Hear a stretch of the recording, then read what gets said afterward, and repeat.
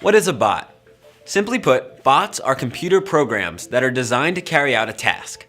Bots can perform automated tasks including ordering food, scheduling meetings, customizing your news, connecting people to customer service calls, and more. Those are just to name a few. These actions could be considered good use of bots, but bots can perform some shady actions too. Bots can add thousands of fake followers to a politician's account to make them appear more influential. They retweet posts to spread information quickly and widely, often using popular hashtags and trending topics to get more users to engage in a disinformation attack. Bots are computer programs that you typically interact with through written or spoken language. We talk with bots every day. Just think about Amazon's Alexa or Apple's Siri. We know these devices are bots, but when it comes to Facebook or Twitter, the identification process becomes a little more complicated. Using artificial intelligence, hundreds of thousands of bots are able to spread an agenda to people who may not even know they're reading content from a bot. Bots are improving our society and tearing it apart, all at the same time.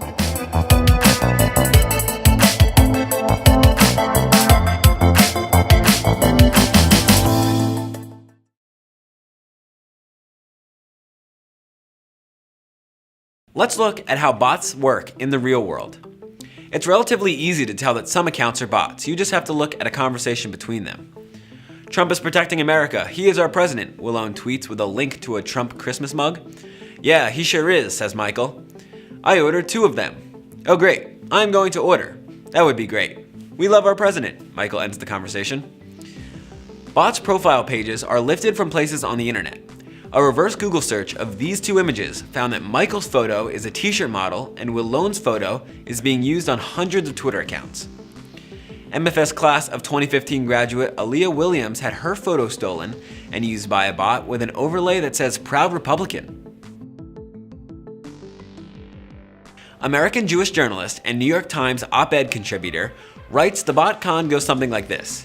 An impersonator lifts a photo of a Jew or other minority, typically a picture with clear identifying markers like a yarmulke or a woman in a hijab, and uses that photo as their Twitter profile picture. The person behind the bot then uses ethnic descriptors in the bio to seem authentic. Once their identity has been forged, they send in racist tweets and replies. These bots aim to create division and attempt to act like normal accounts. This account replies to tweets that will be reviewed on prominent accounts like NPR, with racist, homophobic, and anti-Semitic comments. This tweet supporting Betsy DeVos got thousands of likes and hundreds of retweets. It appears to be the Tennessee GOP, but it's actually a bot under Russian control.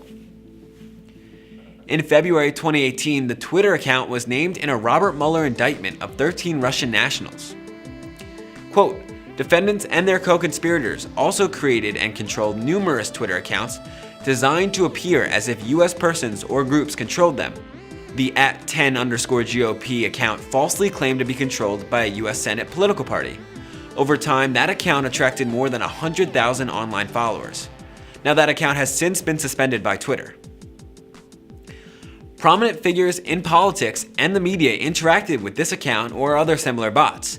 Those names are scrolling on your screen and include people like President Trump and CNN anchor Jake Tapper.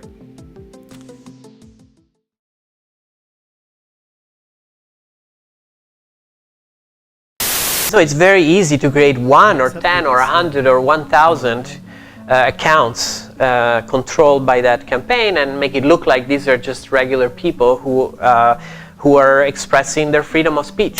So essentially here, you can go to a website that's publicly available and buy 1,000 bots for maybe even just a couple of dollars. Yeah. For $25, I'm buying 10,000 retweets. In 2 hours, the bots we purchased retweeted our tweet 500 times. In 2 days, 10,000. There's an arms race that's going on between Twitter and bot builders. So who's behind a bot? It's a difficult question to answer because bots are often difficult to trace. Twitter looks out for suspicious automated behavior, so sellers will make aged accounts. You have, your basic accounts, but you can also buy aged accounts. And what aged accounts are accounts that have actually existed for 5 to 10 years on the platform, and some of them have actually been used by humans so that they have content, they have friends, And then when you sell someone those accounts, you can use a bot system to operate that account, and it won't get detected and removed by the platform because it has a lot of the signs of being a human. Researchers are studying how to detect bots, a field Guillebeau tells us involved feeding data about a user into a machine learning algorithm and seeing the results. Those results don't actually tell you everything because they can make mistakes and they do simplify. So when you're given the output of that, you then have to qualitatively go back, and the humans are a filter at the end. While frequency of tweets is just one indicator, BuzzFeed News put together this audio comparing posted tweets over the period of 1 hour. Here's what an actual human sounds like over the course of its busiest hour.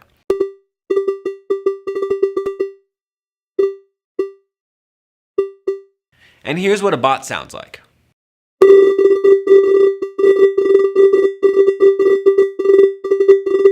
Twitter says it catches 450,000 suspicious accounts every day and will continue to strengthen against attempted manipulation.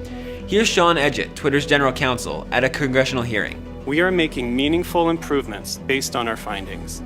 Last week, we announced industry-leading changes to our advertising policies that will help protect our platform from unwanted content. We are also enhancing our safety policies, sharpening our tools for stopping malicious activity, and increasing transparency to promote public understanding of all of these areas. On whether the use of bots is legal, Woolley says, It's the Wild West.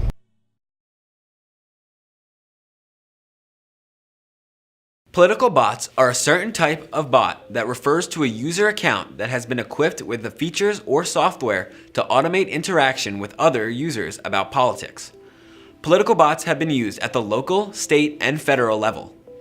They're used to influence a person's opinion on a particular topic, increase followers of a political leader, and promote content produced by political parties and PACs. While the impact of bots has been hard to measure, they are most helpful in negative campaigning against another candidate. Often, they are deployed to make it appear as though the public has an overwhelming opinion on a political issue, even if the public may not have actually formed a majority opinion. For the casual user scrolling through Twitter, they might be inclined to think, oh, well, if everyone is outraged over this political news, I guess I should be feeling outraged too. The casual Twitter user may never know a network of bots has made them feel that way. In other cases, they try to promote negative stories to Twitter users, again, not aware that they're bots. A gunman with an assault rifle targeting a Washington, D.C. spot that's at the center of a fake news story about Hillary Clinton and a close aide. In December 2016, a wild fake news story was reported that Hillary Clinton was running a child sex ring in the basement of a Washington, D.C. pizza shop. Good morning, Robin. This case shows how fake news can lead to a dangerous situation. You program the bots that are following you to repeat your message. And what happens is that a larger and larger number of people see the retweets and think this is an important position paper, or this is a great new idea. Crystal Kemp, a 50-year-old grandmother from Pennsylvania, tweeted about the Pizzagate story. When a Rolling Stone reporter asked her why, she said she didn't want Hillary to win and, quote, didn't know that much about the Pizzagate thing. Everything I tweeted or retweeted was stuff I found through my own research or from another follower. It is in this context that political campaigns spread a message through social media.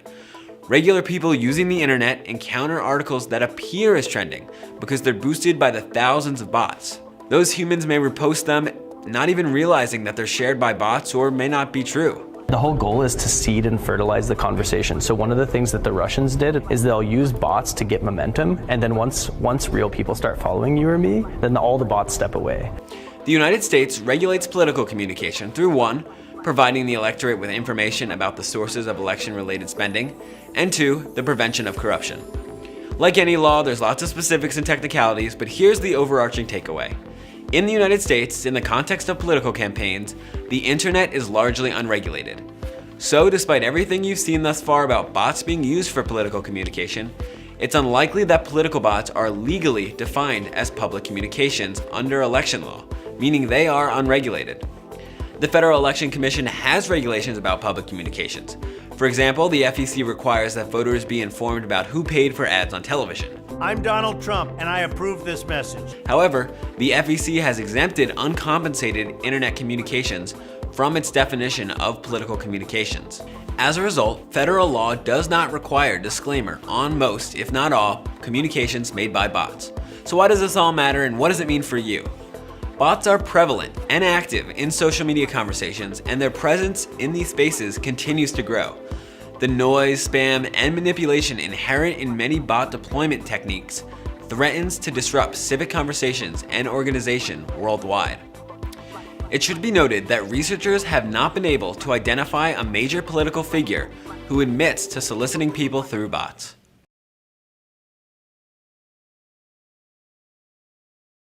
It's not only individuals who are using bots. Corporations use bots to boost their product, agenda, or message online.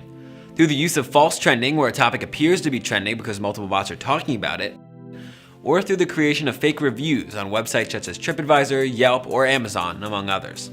Bots are often seen as a mouthpiece for the company, echoing the company's message. So do companies have the First Amendment right to do that?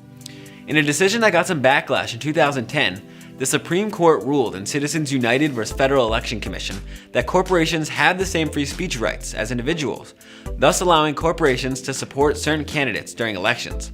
Stephen Colbert made fun of a South Carolina ballot referendum on this very subject. When I got the sample ballot for the South Carolina Republican primary, and I saw this referendum, in order to address the matter of corporate personhood, the enfranchised people of the sovereign state of South Carolina shall decree that corporations are people, or only people are people. Do you like that referendum? Colbert makes fun of what seems to be such a ridiculous question. Democratic presidential candidate in the 2016 election, Hillary Clinton, said this about the court ruling on the campaign trail. And make it absolutely a priority to finally, whether it's through Supreme Court appointments or constitutional amendment, to get rid of Citizens United and its pernicious effects on our electoral system. Corporations aren't mentioned anywhere in the Constitution, leaving the courts to determine what rights corporations have. Railroads sought equal treatment under state tax laws and used the 14th Amendment to guarantee equal protection under those tax laws. In the past, the court has ruled that corporations don't have a right against self-incrimination, but they are protected by the ban on warrantless search and seizure. In November 2017, a man in Arkansas was found dead in a hot tub. Police discovered that the suspected murderer owned an Amazon Echo. Police received a warrant to obtain the recordings made by the Echo, but Amazon filed a motion to cancel the warrant. Buried in that motion, Alexa's responses to users were protected by the First Amendment.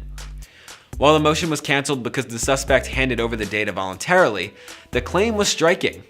Since Amazon is an example of weak artificial intelligence, a device that responds to a narrow amount of requests with a narrow range of responses, Amazon does not claim that Alexa herself has First Amendment rights. Instead, it claims that Alexa's responses to users is actually Amazon's protected speech. The First Amendment seems to care little about if the speaker is human and more about the actual words being spoken. As Stephen Colbert joked, the Supreme Court has guaranteed free speech to companies, which are not human. When bots become completely autonomous and do not need human programming, think about the Terminator, the Supreme Court may have some more thinking to do. But for now, bots seem to be protected by the First Amendment and under the people who program them.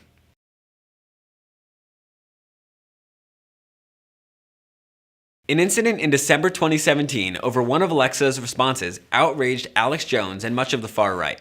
Do Black Lives Matter? Black lives and the Black Lives Matter movement absolutely matter. It's important to have conversations about equality and social justice. In a separate video, Alexa is asked if she's a feminist. Yes, I am a feminist, as is anyone who believes in bridging the inequality between men and women in society. Does she have the First Amendment right to say this? I started this capstone to find what sort of implications the First Amendment had on bots. To be frank, I couldn't find any restrictions. Bots allow individuals to spread their messages so widely and so quickly that if everybody were to start doing it, you can imagine social media spaces just being chaotic and impossible to sift through clear signal. Right. And so we don't really, I mean, to some extent we have that with the printing press, where there are just like so many books that people just can't possibly read them all. But books are not in your face in the way that bots are in your face. Right. And you also don't know that the bot is a bot in most cases. Right. So it is true though that there were also a lot of the books that were used in these political movements were written by people with pseudonyms.